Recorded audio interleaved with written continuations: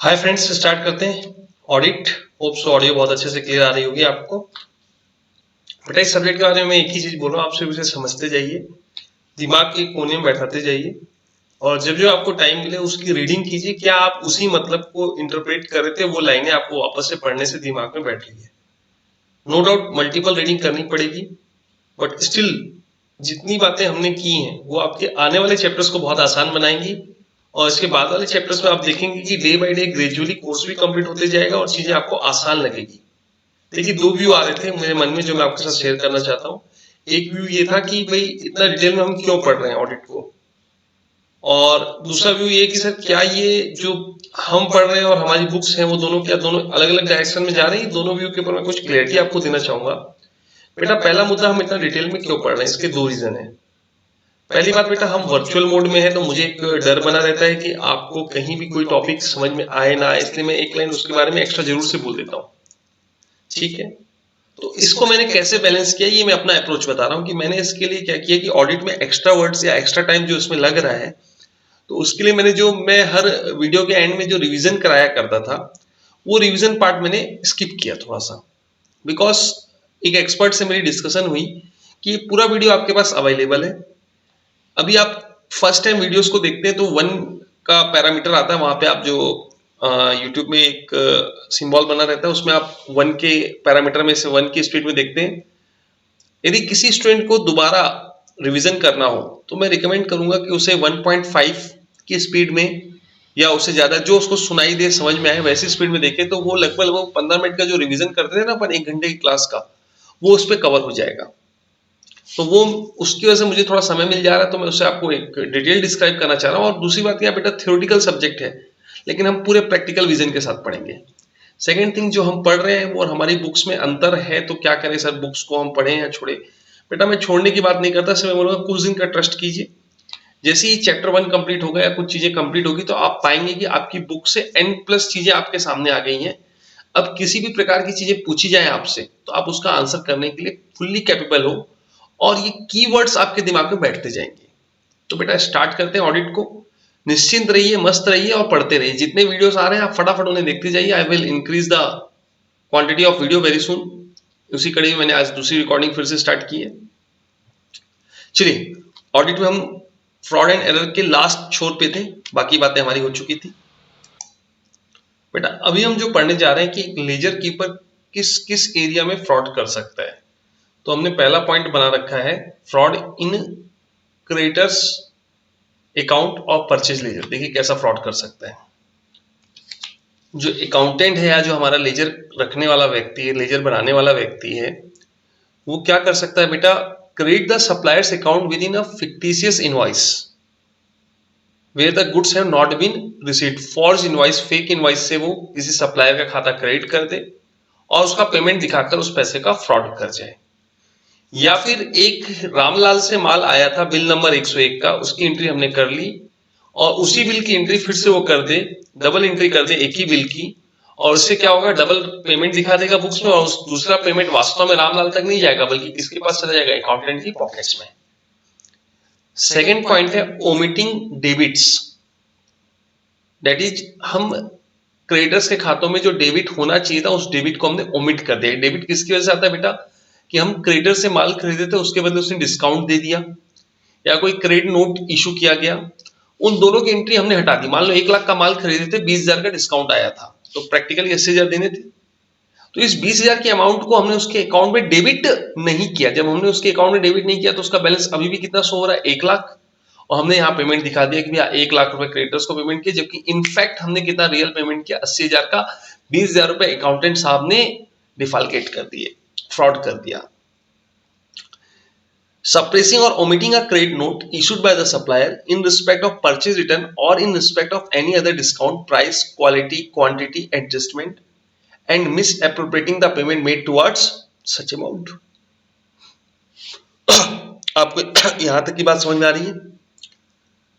अब थर्ड क्या एरिया में फ्रॉड हो सकता है क्रेडिटर्स के अकाउंट में, crediting an amount due to a supplier not in his name but under a fictitious name.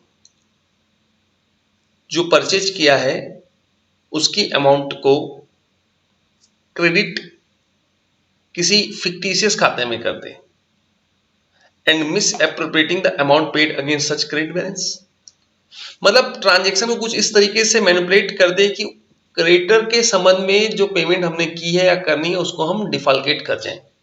It's okay, समझ में आ रही बात? Yes sir. क्रेडिटर्स के अकाउंट में ये फ्रॉड एक लेजर कीपर कर सकता है। अब बात कर लेते हैं डेटर्स या सेल लेजर। डेटर और सेल लेजर में मैंने बहुत लंबे समय से आपके साथ बात की थी, टीमिंग एंड लेडिंग। आज हम इसका रियल मतलब समझेंगे, आराम से समझिएगा बेटा, कोई घबराने की बात नहीं है। Misappropriating receipt from one customer, mister A से पैसा आया, उसको आपने मिस एप्रोप्रिएट करके घर ले गए। आप कौन है? वहां के अकाउंटेंट है, थोड़ी देर के लिए मैं मानता हूं आप अकाउंटेंट है, और आप जिस कंपनी में अकाउंटिंग करते हैं वहां के कस्टमर मिस्टर ए ने पेमेंट दिया, उस पेमेंट को आपने मिस एप्रोप्रिएट कर दिया, और जैसे ही मैनेजमेंट ने आपसे हिसाब मांगा टू प्रिवेंट इट्स डिटेक्शन, ताकि इसका डिटेक्शन ना हो सके, subsequent receipt from a different customer is credited to first parties account. B से आया हुआ पैसा ए के खाते में डाल दिया। इट्स ओके और नॉट, ताकि ए का हिसाब मिल जाए। जब एक महीने के बाद बी के यहाँ तकादा जाएंगे तो बी के यहाँ जो पैसा आपने ले रखा था वो सी से जब मिलेगा तो सी का पैसा बी के खाते में डाल देंगे ऑन रिकॉर्ड्स ऑफ योर मालिक। ठीक है। This cycle of wrong parties credit continues such that no party account is outstanding for a long period. ऐसा लंबे समय तक चलता रहेगा। ठीक है। And management attention will not be generally attracted to such overdue account. अच्छा एक बात बताओ सर, इसमें आपने मेरे से क्वेश्चन कर सकते थे, अपन फेस टू फेस अवेलेबल होते। सर मिस्टर ए का पैसा आया, अकाउंटेंट ने ए के खाते में नहीं डाला, डिफॉल्केट कर दिया, तो बी का आया हुआ पैसा ए के खाते में क्यों डाला? बेटा हर बिजनेसमैन का जो मालिक होता है, हर बिजनेस का जो मालिक होता है, वो एक क्रेडिट पॉलिसी बनाता है कि मेरे कस्टमर का पेमेंट 30 दिन के अंदर आ जाना चाहिए, 60 दिन के अंदर आ जाना चाहिए, वॉट एवर द पॉलिसी, जो पॉलिसी बनी उसके तहत पेमेंट आ जाना चाहिए। मान लेते मिस्टर ए ने पैसा दे दिया था और मिस्टर ए का पेमेंट आपने अकाउंटेंट के रूप में डिफॉल्केट कर दिया, उसके ए के खाते में क्रेडिट नहीं किया, तो पता है वो अकाउंट ओवरड्यू हो जाएगा लंबे समय से। जब वो अकाउंट ओवरड्यू हो जाएगा लंबे समय से तो उस केस में क्या होगा आपको पता है? मैनेजमेंट का अटेंशन चला जाएगा, अरे मिस्टर ए को फोन किया जाए, बुलाओ बुलाओ मिस्टर ए को, क्यों नहीं पेमेंट दे रहा है वो हमारा। जबकि अकाउंटेंट मन में सोच रहा है पेमेंट तो वो दे चुका, मैं लेके भाग चुका हूं, तो इसलिए वो क्या करता है, ऐसी चक्री घुमा देता है कि आप उसको मिसलीड कर जाए, आपका अटेंशन उन अमाउंट्स पर ना जाए, इसलिए वो इसकी टोपी उसके सर, उसकी टोपी इसके सर, ऐसा करके टीमिंग एंड लेडिंग करता है। इट्स ओके, इसके बारे में बहुत डिस्कशन हमने किया, बट आपको आज मैं बहुत डिटेल में बता रहा हूं। अनऑथराइज्ड क्रेडिट, एडजस्टिंग अनऑथराइज्ड और fictitious rebates, allows discount etc in customer account and misappropriating amount paid by them। ये बहुत इंपॉर्टेंट है बेटा। अनऑथराइज्ड वे में हम उनको रिबेट डिस्काउंट दे रहे हैं। एग्जांपल, हमारे कस्टमर है मिस्टर डी, डी को मैंने 1 लाख रुपए की सेल की, तो मुझे कितना पैसा लेना बाकी है? 1 लाख रुपए। अब डी 1 लाख रुपए लेकर आ गया, आपने डी से पैसे ले लिया, आप वहां के अकाउंटेंट, और शाम को आपने एक एंट्री पास कर दी 20,000 रुपए का क्वालिटी डिस्काउंट या कोई और डिस्काउंट दे दिया। ऑन बुक्स बोला 20,000 का डिस्काउंट दिया, बाकी 80,000 रुपए कस्टमर ने हमें दिए हैं, तो 80,000 रुपए आपने कैश अकाउंट में जमा कर दिए, जबकि इनफैक्ट आपने कोई डिस्काउंट नहीं दिया था। इनफैक्ट आपने कोई डिस्काउंट नहीं दिया था, बल्कि आपने वहां पर ऐसा अकाउंटेंट पोस्ट पर पूरे 1 लाख रुपए गिने थे कस्टमर से, लेकिन मालिक के यहाँ 80,000 ही जमा कराए, 20,000 का डिस्काउंट दिखा दिया, और इस 20,000 रुपए के डिस्काउंट की जो कैश रिकवरी हुई थी उसे चुपचाप शाम को झोले में डालकर घर ले गए। ये है बेटा अनऑथराइज्ड क्रेडिट्स। राइट ऑफ, किसी कस्टमर का खाता वास्तव में पैसा आ गया, लेकिन हमने उसे क्या बोल दिया, मालिक को, मालिक ये पैसा डूब गया और इस अकाउंट में राइट ऑफ कर दिया। तो कई बार मैनेजमेंट इन सब चीजों को विशेष फोकस करता है, और करना भी चाहिए कि ये कौन कौन से खाते राइट ऑफ हुए और क्यों हुए, ताकि उनसे कंफर्म किया जाए कि खाता वास्तव में राइट ऑफ किया है, राइट ऑफ हुआ है, बेड डेट हुआ है वहां पे, या हमारे अकाउंटेंट ने बेड डेट करवा दिए। It's okay. ये था बेटा fraud in respect of debtors और सेल्स लेजर। ये अब सेल्फ एक्सप्लेनेटरी मोड में, बट फिर भी हम एक एक लाइन पढ़ेंगे, निश्चिंत रहिए बेटा। कभी भी हमने किसी चीज को ऐसा ओवर लुक नहीं किया, हर चीज को बहुत डिटेल में किए, तो ये भी बहुत डिटेल में होगा। फ्रॉड इन नॉमिनल लेजर्स, ये एक नया वर्ड है आपके लिए। Allocating an item of the expense wrongly, that is the capital expenditure charge as a revenue और वाइस वर्सा। कोई एक्सपेंस को रॉन्गली एलोकेट कर देना, कोई एक्सपेंस को रॉन्गली एलोकेट कर देना, भले वो कैपिटल नेचर का खर्चा था लेकिन आपने रेवेन्यू में चार्ज कर दिया, इससे आपका प्रॉफिट कम हो जाएगा। प्रॉफिट कम होने से उस प्रॉफिट को आप क्या कर दोगे, मिस एप्रोप्रिएट कर जाओगे। अंडरस्टेटिंग और overstating the value of the stocks, prepaid expense and other liabilities, stock की वैल्यू को घटाना बढ़ाना, प्रीपेड एक्सपेंस के साथ टेम्परिंग करना, अदर लायबिलिटी को कम बेसी करना, ये सब क्या बेटा नॉमिनल लेजर के फ्रॉड्स हैं। स्टॉक बढ़ेगा, वास्तव में स्टॉक 10 लाख बढ़ाकर आपने 12 कर दिया तो प्रॉफिट 2 लाख से अननेसेसरी बढ़ जाएगा। या स्टॉक है वास्तव में 10 लाख, आपने दिखाया है 9 लाख, स्टॉक घटाया तो इससे क्या हो जाएगा, प्रॉफिट कम हो जाएगा। तो ये दोनों सिचुएशन ही क्या है बेटा, फ्रॉड है। नॉमिनल लेजर से संबंधित जो कि अकाउंटेंट कर सकता है। बुकिंग ऑफ फिक्टिशियस और non existing expense as a genuine business expenditure. Fictitious काल्पनिक, नॉन एग्जिस्टेंट काल्पनिक खर्चे जिनका कोई एग्जिस्टेंस नहीं है, उन्हें जेन्युइन बिजनेस एक्सपेंडिचर मानकर एंट्री करना, या व्यक्तिगत खर्चों को रेवेन्यू एक्सपेंडिचर ट्रीट करना। जैसे घर के लिए कुछ सामान खरीद कर लाए, उसको आपने ऑफिस एक्सपेंस या शॉप एक्सपेंस में डेबिट कर दिया, इट इज अनदर फ्रॉड। इसे भी हम क्या बोलेंगे भैया, नॉमिनल अकाउंट में आपने क्या किया, फ्रॉड किया in area of nominal laser.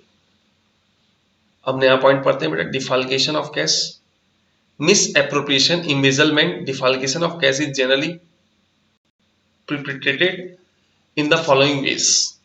ध्यान से सुनना बेटा, by inflating the cash payment, by suppressing the cash receipts, by casting wrong totals in the cash book। सबसे आसान बेटा, कैश बुक की टोटल को ही सेट कर दो ऐसा कि कुछ पैसे आप निकाल कर घर ले जाओ। बड़ा सामान्य और आसान तरीका है। कैश बुक की टोटलिंग में हमने एक जीरो गायब कर दिया और इधर से जितनी अमाउंट गायब की थी उस अमाउंट को अपने घर ले गए। जबकि दो टिपिकल तरीका, कैश पेमेंट्स को बढ़ा दो, जो आप क्रेडिटर्स वगैरह वगैरह को या डेली एक्सपेंस के लिए करते हैं उसको आप बढ़ा कर दिखा दो, दिया 10 लिखा 100, 90 रुपए बच गए, 90 रुपए लेकर घर चले जाओ ना यार। नहीं मैं ऐसा नहीं बोल रहा, ऐसा वो करते हैं, मैं नहीं बोल रहा लेकर।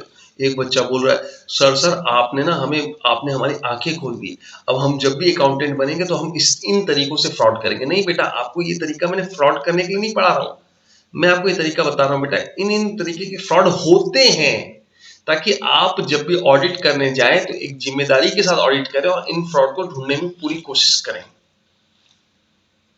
सेकंड पॉइंट है by suppressing of the cash receipts. By suppressing of the cash receipt में क्या बताया मैंने आपको कि आए हुए पैसे को छुपा दो। आया 500 रुपए, छुपा कर जेब में रख लिए, किसी को नहीं बताया, अकाउंट में कोई एंट्री नहीं की, तो क्या हो गया भैया, ये भी तो डिफाल्केशन ऑफ कैश हो गया। आइए इनके कुछ एग्जांपल्स देखते हैं। Example of inflating cash payment, making payment against fictitious voucher, फर्जी खर्चों के अगेंस्ट पेमेंट कर दो तो क्या है बेटा, inflating the cash payment. Making payments against the voucher the amount where of have been inflated. जैसे मैं एक जगह ऑडिट करने जाता था, एक कंपनी थी जिन्होंने बोल रखा था कि भैया आप जितना भी पेट्रोल का बिल दोगे वो कन्वेंस के नाम पर हमारी कंपनी आपको रियम्बर्स कर देगी। तो बेटा मैंने देखा लोग क्या करते थे, 3 लीटर का पेट्रोल भराया, सुनते जाना मेरी बात को, कितना भराया, 3 लीटर का, मान लेते 70 रुपए लीटर का पेट्रोल चल रहा था, 210 रुपए बिल ले लिया। उस वाउचर को अपनी कंपनी में क्या करते थे, 3 का 30 लीटर 210 रुपए के आगे दोनों की जगह एक जीरो। आपको पता है ना जीरो की कोई वैल्यू नहीं होती, ऐसा लोग बोलते हैं, लेकिन जीरो की बहुत वैल्यू होती है जब किसी वो न्यूमेरिक्स के साथ आ जाए। सुनते जाना, वैसे बिल बना नहीं पा रहा हूं मैं, फिर भी आप मेरी बातों पे बिल को समझना। बिल में लिखा था 3 litres petrol at the rate of 70 equal to 210 rupees. 3 को कर दिया 30, 30 लीटर पेट्रोल 70 रुपए के भाव से, वो भी अमाउंट कितनी आ गई, 210 की जगह कितनी आ गई, 210 की जगह आ गई बेटा 2100। दोनों जगह उन्होंने क्या किया, एक एक जीरो इधर अमाउंट में इधर क्वांटिटी में बढ़ा दिया। ले आए बिल पास कराने के लिए, देखिए साहब हमारा पेट्रोल का खर्चा। हमने ऑडिट की, हमने बोला यार ये कमाल की बात है यार, ये हर हफ्ते 30-30 लीटर पेट्रोल भराते हैं शर्मा जी, ये जो शर्मा जी हैं हर हफ्ते 30-30 लीटर पेट्रोल भराते हैं। तो हमने उस वाउचर में देखा गाड़ी का नंबर, पता चला गाड़ी की जो टंकी की कैपेसिटी थी वो 10 लीटर थी। पकड़ा गए शर्मा जी। आप बात समझिएगा, ऐसे फ्रॉड को भी पकड़ा जा सकता है, फ्रॉड पकड़ना बहुत डिफिकल्ट नहीं है, थोड़ा सा आपको एनालिटिकल रिव्यू करना होगा। आपने गाड़ी का साइज देखा, इवन आप उस वाउचर में ओवर राइटिंग के कलर से पहचान लेंगे। जरा सोचिएगा, मैं आज आपको एक टास्क देता हूं, आप जो ब्लू पेन से 1 महीना 2 महीना पहले अपनी कॉपी में क्लास में लिखा करते थे, उसी टाइप का ब्लू कलर का पेन लीजिए और आज लिखिएगा, दोनों के कलर में थोड़ा सा अंतर आएगा। ओरिजिनल डॉक्यूमेंट्स में जो लिखा हुआ कलर रहता है, सब्सिक्वेंट जब टेम्परिंग होती है तो वो कलर मोस्टली, भले आप ब्लू कलर का पेन ही लिए हो, लेकिन कंपनी के कलर की राइटिंग में फर्क आती है और उसके आधार पर आप जरूर से पहचान जाएंगे कि ये जो जीरो लिखा गया था पहले लिखा गया था या बाद में लिखा गया था। मतलब ये कई तरीके होते हैं बेटा ऑडिटर के दृष्टिकोण से कि इस तरीके से फ्रॉड को ढूंढा जा सकता है। चलिए मैंने बता दिया बोगस वाउचर, वाउचर को इन्फ्लेट करके, पहला बोगस वाउचर, दूसरा वाउचर को क्या कर रहे हैं, इन्फ्लेट करके क्या कर रहे हैं, ज्यादा खर्चा क्लेम कर रहे हैं, ज्यादा पेमेंट ले रहे हैं कंपनी से। चलिए सर यहां तक की बात समझ में आ गई।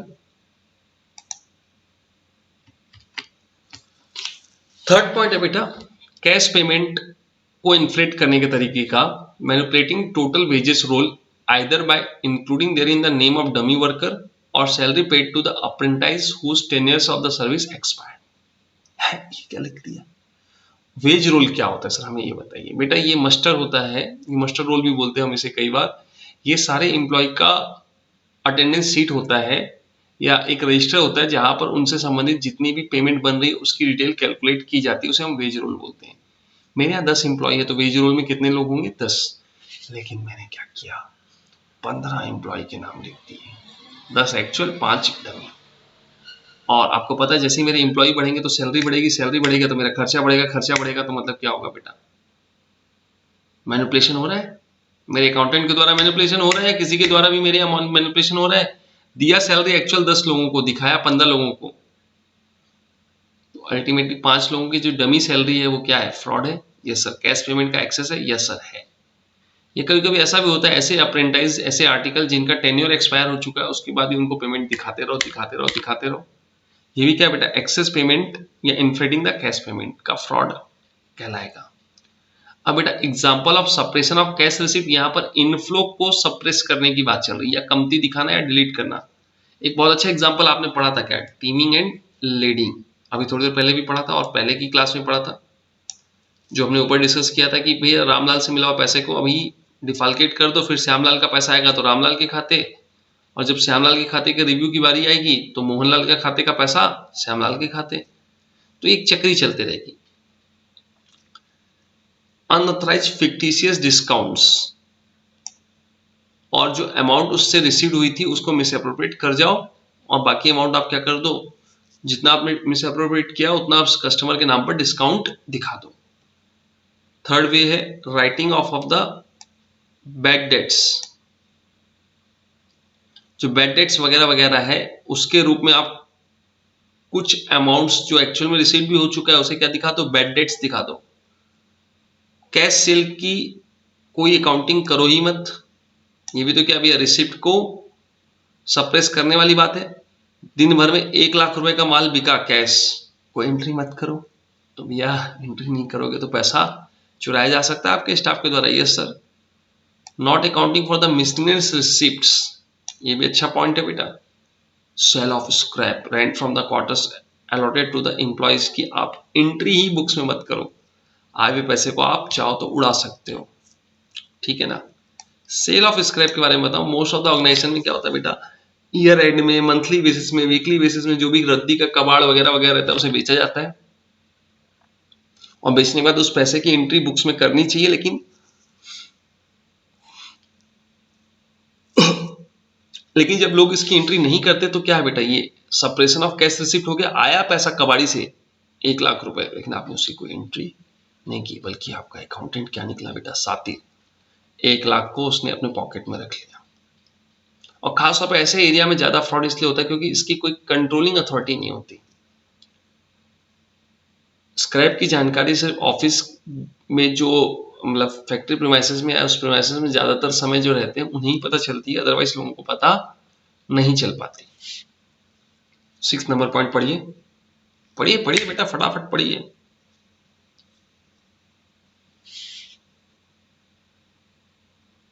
एक एसेट्स की वैल्यू को रिटर्न डाउन कर दो। 10 लाख की एसेट्स को रिटर्न डाउन करके 6 लाख पे ले आइए, और वास्तव में बेचिए इसे 10 लाख में। बुक्स में है 6 लाख, एंट्री भी 6 लाख से कर दो। जो वास्तव में 10 लाख का पीछे बुक्स में 6 लाख दिख रहा है, मतलब 4 लाख रुपए जो एक्स्ट्रा है ना, उसे उड़ा दो, सप्रेसिंग कर दो उस कैश रिसिप्ट की। यस सर, यही तो क्या है, फ्रॉड है। 6 नंबर पॉइंट फिर से पढ़िएगा, 6 नंबर पॉइंट फिर से पढ़िएगा बेटा आप लोग। Writing down assets value, selling them subsequently and miss appropriating the proceeds. सबसे पहले क्या करो, एक एसेट्स की वैल्यू को राइट डाउन करो, फिर उसकी सेल प्रोसीड को मिस अप्रोप्रिएट कर दो, ताकि किसी को शक, रातों रात कानों कान खबर नहीं होगी, शक नहीं होगा। अब बेटा मोस्ट इंपॉर्टेंट आपके लिए, जिसके लिए आपने कई बार डिस्कस किया था, विंडो ड्रेसिंग। बहुत इंपॉर्टेंट वर्ड है, इट्स ओके। बेटा विंडो ड्रेसिंग को लेकर हमने कई बार बात की है कि विंडो ड्रेसिंग का मतलब ऑलमोस्ट तो मतलब वही होता है बेटा कि कुछ दिखावा करना, कुछ दिखावा करना। विंडो ड्रेसिंग का मतलब होता है कुछ दिखावा करना, इट्स ओके। मतलब कि दिखावा ऐसा टाइप का हो गया कि जो है नहीं बट उसको फील कराना कि वो चीज है। पॉजिटिव भी हो सकता है और नेगेटिव भी हो सकता है। खासतौर पर विंडो ड्रेसिंग का मतलब ज्यादातर इस्तेमाल बैंक्स वगैरह में होता है या टैक्स डिपार्टमेंट में होता है। एक क्लाइंट जब बैंक से लोन लेने जाता है तो अपने आप को दिखाता है कि हाँ मेरे पास तो बहुत कुछ है, मैं आराम से आपको रिपेमेंट कर सकता हूँ, ताकि बैंक उसे ज्यादा लोन दे दे। वही व्यक्ति जब शाम को इनकम टैक्स डिपार्टमेंट की तरफ जाता है, मैं तो गरीब आदमी, मेरे पास कुछ नहीं है, खाने को दाने नहीं है, मैं आपको क्या दूंगा, मेरे से आप ज्यादा नोटिस की उम्मीद ना कीजिए, ज्यादा टैक्स में नहीं दे पाऊंगा। इस प्रकार से दोनों तरफ उसका जो शो ऑफ का तरीका है वो अलग है। एक तरफ वो बता रहा है बहुत कुछ है, एक तरफ बता रहा है कुछ भी नहीं है साहब, ले दे के बिजनेस चल रहा है, आप बोलो तो उसमें भी ताला मार दूं। तो ये दोनों जगह पर जो एक्चुअल पोजीशन से डेविएट हो रहा है उसे हम क्या बोलते हैं, window dressing. Difficult to detect, या पहले विंडोज ड्रेसिंग का मतलब आप समझिए। Window dressing stand for mispresentation of the accounts with a view to present a better picture of the state of financial affairs than its actual. हालांकि better word ज्यादा इस्तेमाल होता है, एक्चुअल से आप ज्यादा अच्छा दिखाना चाहते हैं, ये विंडो ड्रेसिंग का जनरल मतलब है। Sometime this may be referred as fraudulent financial reporting. Fraudulent financial reporting मतलब आपने गलत तरीके से फाइनेंशियल रिपोर्टिंग की है, इसे हम बोलते हैं window dressing. Difficult to detect, generally person in the higher management are associated with the manipulation. इस मैनिपुलेशन से हायर मैनेजमेंट के लोग एसोसिएट होते हैं, तो इसे ढूंढना थोड़ा मुश्किल है।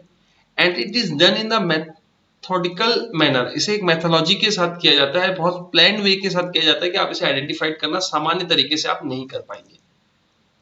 Window dressing can be done in the various ways, some illustration हमने यहाँ पे लिखा है। Point number A, selecting inappropriate accounting principle. जैसे कि आपने डेप्शन ऑफ, आप अपनी मशीनों के डेप्शन के लिए एक ऐसा मेथड लगा दे रहे हैं जिससे क्या हो जाएगा, आपकी डेप्शन कम चार्ज होगा, जिससे आपका प्रॉफिट बढ़ के आएगा, और प्रॉफिट बढ़ के आएगा तो फिर क्या होगा, विंडो ड्रेसिंग होगी। कैपिटलाइजिंग द रेवेन्यू एक्सपेंसेस और वाइस वर्सा। मैंने बोला ना विंडो ड्रेसिंग बढ़ाने में भी यूज होती है और घटाने में भी यूज होती है, आपकी पोजीशंस को बताने के लिए। कोई एक्सपेंस आपका कैपिटल नेचर का हुआ, ठीक है, आपने उसको कैपिटल नेचर में ना डालकर रेवेन्यू नेचर में शो कर दिया, इससे क्या हो जाएगा, प्रॉफिट कम हो जाएगा। कोई खर्चा रेवेन्यू नेचर का था लेकिन आपने उसे कैपिटल नेचर का मान लिया, तो बैलेंस शीट में चला जाएगा, पीएल में उसका खर्चा कम हो जाएगा, तो प्रॉफिट बढ़ जाएगा। Grouping items in a different manner, ये बहुत खतरनाक है बेटा विंडो ड्रेसिंग का एक हिस्सा। Sundry creditors shown as unsecured loan, then current liabilities to boost the current ratio. Sundry creditors को आपने शो कर दिया क्या, अनसिक्योर्ड लोन के रूप में, जिससे आपकी करंट लायबिलिटी क्या हो जाएगी, कम हो जाएगी। और जैसे करंट लायबिलिटी कम हो जाएगी तो आपका करंट रेशियो का फॉर्मूला आपको याद है, current assets divide by current liability equal to current ratio, CA upon CL, वो अपने आप हाई हो जाएगा। एक एग्जांपल देता हूं, एक बिजनेसमैन के पास 20 लाख रुपए की करंट एसेट्स थी और 5 लाख रुपए के ट्रेड क्रेडिटर्स थे और 5 लाख रुपए के अदर क्रेडिटर्स थे, ठीक है। तो उस एंटिटी ने क्या कर दिया, 10 लाख के टोटल क्रेडिटर्स थे और 20 लाख की एसेट्स थी, तो उस समय करंट रेशियो क्या आ रहा था बेटा, 2:1 का, ठीक है। अब बंदे ने क्या कर दिया, 5 लाख रुपए की करंट लायबिलिटीज को सिक्योर्ड लोन में ट्रांसफर कर दिया, लॉन्ग टर्म लोन में ट्रांसफर कर दिया in presentation of financial statement. तो बेटा करंट एसेट्स 20 लाख की, करंट लायबिलिटी अभी 5 लाख की बची, और करंट रेशियो निकाली, current assets divide by current liability, 20 divide by 5, तो क्या रेशियो आ गया, 4। और ये करंट रेशियो बूस्ट हो गया ना यार, बिल्कुल सर, यही तो मैनिपुलेशन करना चाहता था विंडो ड्रेसिंग से वो अकाउंटेंट या वो मैनेजमेंट। हालांकि यहाँ पे मैनेजमेंट वर्ड ज्यादा एप्रोप्रिएट है क्योंकि ये अकाउंटेंट लेवल पर नहीं होता। Treating certain items differently on the base of legal interpretation, कुछ लीगल इंटरप्रिटेशन में कुछ चीजों को अलग अलग तरीके से इंटरप्रेट किया गया है, तो उसको आप हर जगह पर अलग अलग तरीके से इंटरप्रेट करके भी विंडो ड्रेसिंग कर सकते हैं। ऑब्जेक्टिव या पर्पस ऑफ विंडो ड्रेसिंग, ये अपने आप में बहुत इंपॉर्टेंट एरिया है कि इसका ऑब्जेक्ट क्या रहता है। बेटा ये समझ लो मैनेजमेंट का अच्छा वो माया जाल है जिसका इस्तेमाल मैनेजमेंट अपने यूज के लिए करता है। कई बार आपको पता है कि मैनेजर का रेमुनेशन रहता है कि भाई कंपनी जितना कमाएगी उसका 5% तुम्हें मिलेगा, तो मतलब कंपनी ज्यादा कमाएगी तो रेमुनेशन ज्यादा, कंपनी कम कमाई तो कम रेमुनेशन। हो सकता है कंपनी की कमाई कम हुई थी लेकिन मैनेजर क्या चाहेगा कि मैं उस कमाई को ज्यादा शो कर दूं, जिससे क्या हो जाएगा, कंपनी की कमाई बढ़ेगी, मेरा उसका 5% का रेमुनेशन हक भी बढ़ जाएगा, ठीक है। Second point, to attract, obtain more loans, credit, etc. from the bankers and financial institution. मैंने भी बताया था कि भाई विंडो ड्रेसिंग का मेन मकसद क्या है कि अपने रेशियोज को सही करना, बैलेंस शीट की पोजीशन इतनी स्ट्रांग दिखाना कि बैंक से आपको ज्यादा से ज्यादा लोन मिल जाए।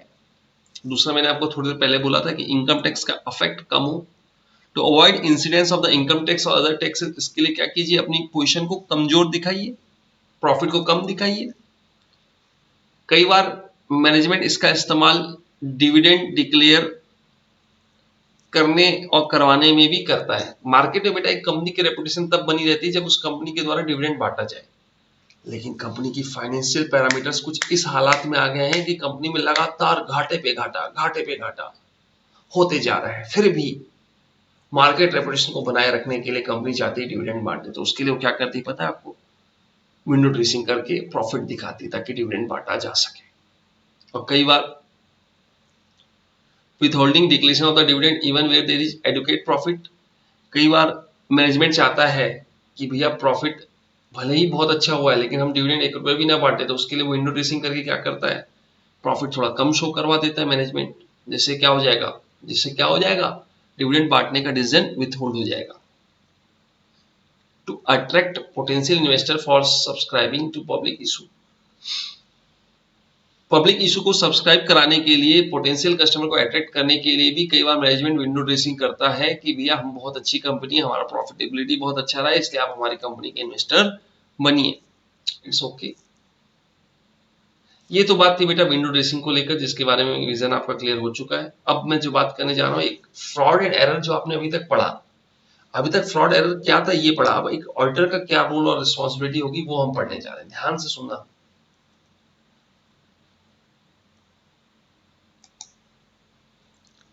बेटा ऑडिटर की क्या रिस्पॉन्सिबिलिटी होती है, बहुत ध्यान से सुनना। ऑडिटर की बहुत बड़ी रिस्पॉन्सिबिलिटी तो नहीं है फ्रॉड एंड एरर को लेकर, लेकिन कुछ रिस्पॉन्सिबिलिटी में वो फंस सकता है और वो कुछ रिस्पॉन्सिबिलिटी से बच सकता है। इस बात को आप इस पैराग्राफ से पढ़ेंगे। The auditor performance is judicially reviewed by applying the following test. इन कुछ 5 टेस्ट के आधार पर उसके परफॉर्मेंस को हम न्यायिक तरीके से रिव्यू करते हैं, उसके परफॉर्मेंस को रिव्यू करते हैं, समीक्षा करते हैं कि उसने काम अपना ठीक ढंग से किया था या नहीं किया था। Point number A, has he exercise reasonable care and skill in carrying out of his work. क्या ऑडिटर ने एक सामान्य व्यापार व्यवहार में जितनी केयर और स्किल, निपुणता या जितनी सावधानी रखनी चाहिए थी अपनी ऑडिट में रखी या नहीं। पहला पॉइंट ये टेस्ट करते हैं इस आधार पर। Could the error fraud have been detected in the ordinary course of checking without aid of any special efforts? क्या जो फ्रॉड और एरर रह गई थी जिसको ऑडिटर ढूंढ नहीं पाया, क्या वो फ्रॉड और एरर इतनी सामान्य थी कि जिसे बिना डिटेल चेकिंग के या बिना किसी एफर्ट्स के ऑर्डनरी कोर्स ऑफ चेकिंग से उसे ढूंढा जा सकता था, तो फिर ऑडिटर नेग्लिजेंट माना जाएगा। समझना मेरी बात को। थर्ड पॉइंट, ही हैज या ही वर्ड हटाता हूं, मैं बोलता हूं has the all reasonable care to prevent errors and fraud. क्या उसने सारे केयर्स, फ्रॉड एरर से संबंधित सारे केयर, सारी सावधानी को रखा था या नहीं रखा था। ये 3-4 क्वेश्चंस हैं जिसके आधार पर आपको पता चलेगा कि उसकी परफॉर्मेंस ड्यूरिंग द ऑडिट कैसी रही। Did the auditor have any reason to suspect the existence of frauds और एरर। क्या ऑडिटर के पास कोई ऐसा क्लू मिला था जिसके आधार पर उसे सस्पेक्ट करना चाहिए था कि यहाँ पर कोई एरर और फ्रॉड है क्या। ये 4 बिंदु आपको बहुत ध्यान सुनना बेटा। क्या उसने ड्यू केयर और स्किल के साथ काम किया, हाँ या ना। In ordinary course of checking में कुछ भी उसे ऐसा दिखा था क्या जो कि बिना एफर्ट्स के भी ढूंढा जा सकता था। यदि उसे ढूंढा जा सकता था, उसे नहीं ढूंढा, तो वो नेग्लिजेंट माना जाएगा। ध्यान सुनना। क्या उसने तो नहीं, ये जो सी नंबर पॉइंट है ना बेटा, has the all reasonable care to prevent the error and frauds, ये इंगित करता है कि भाई मैनेजमेंट या इंटरनल कंट्रोल सिस्टम में क्या वो सारी केयर्स है, क्या वो सारी केयर्स हैं, सावधानी है to prevent the error and fraud. इसके ऊपर भी आपको क्लियरिटी के साथ आपका परफॉर्मेंस को चेक किया जाएगा। Did the auditor have any reason to suspect the existence of fraud. क्या ऐसा कुछ हुआ था जिससे कि ऑडिटर को लगे कि भैया मुझे फ्रॉड के ऊपर सस्पेक्ट करना चाहिए। And where the errors of fraud so concealed and deep laid, जहां एरर ऑफ फ्रॉड को बहुत गंदे तरीके से छुपाया गया और डीपली वो की गई हैं, that the same might not be have been detected by application of normal audit procedure। मतलब वहां पर हम एक क्वेश्चन कर रहे हैं, क्या जो ऑडिट के द्वारा फ्रॉड एरर नहीं ढूंढी गई है, क्या वो इतने गंदे तरीके से कंसील की गई थी और डीप लेवल पर थी कि जिसे सामान्यता ढूंढना बड़ा मुश्किल है, जिसे आप सामान्य ऑडिट प्रोसीजर लगाकर ढूंढ नहीं सकते। ये 5 बिंदुओं के क्वेश्चंस के आधार पर हमें आपके जैसे ऑडिटर की परफॉर्मेंस को इवेल्युएट करना है। It's okay. चलिए सर, यहां तक की बातें समझ में आ गई। 5 पॉइंट बड़े आसान से।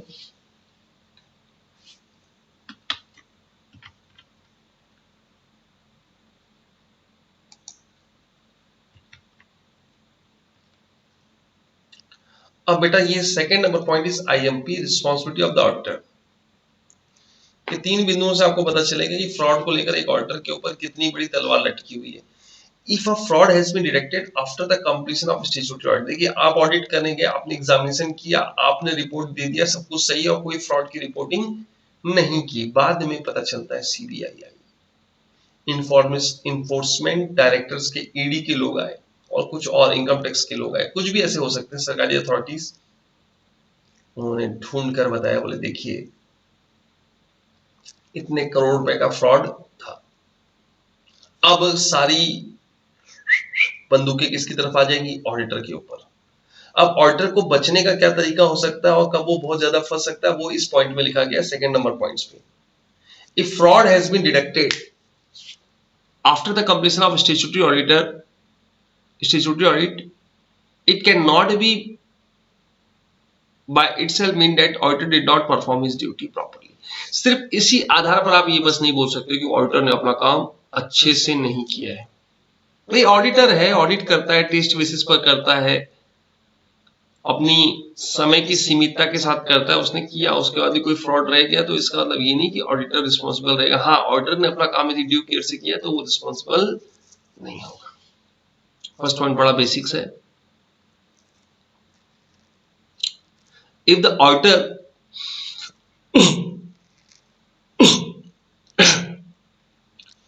if the auditor can prove with the help of working papers that he has followed adequate procedure necessary for the proper conduct of an audit। आपको पता है हम जब ऑडिट करने जाते हैं तो ऑडिट के दौरान जो भी हमको एविडेंस मिलते हैं, जो भी हम वर्किंग करते हैं, उनका हम एक डॉक्यूमेंटेशन करते हैं जिसे हम क्या नाम देते हैं, वर्किंग पेपर्स। और आपको बता दूं ये वर्किंग पेपर्स क्या है बेटा, कुछ नहीं है, ये मेरे ऑडिट के दौरान मेरे जो ऑब्जर्वेशन, जो मैंने देखे, जो मैंने डाटा कलेक्ट किया, जो मैंने एविडेंस कलेक्ट किए, उन सबका कंपाइलेशन क्या कहलाता है, वर्किंग पेपर, जिसे हम एक और शब्द में बोलते हैं तो डॉक्यूमेंटेशन। और आपको एक बात बता दूं, ये वर्किंग पेपर एक ऑडिटर की संपत्ति है, इसे मैनेजमेंट इंसिस्ट नहीं कर सकता कि आप इसकी फोटोकॉपी हमें दे दो, ये हमारी वर्किंग है, ये हमारे लिए। और यदि ऑडिटर इस वर्किंग से ये प्रूव कर दे कि उसने पूरा केयर लिया था,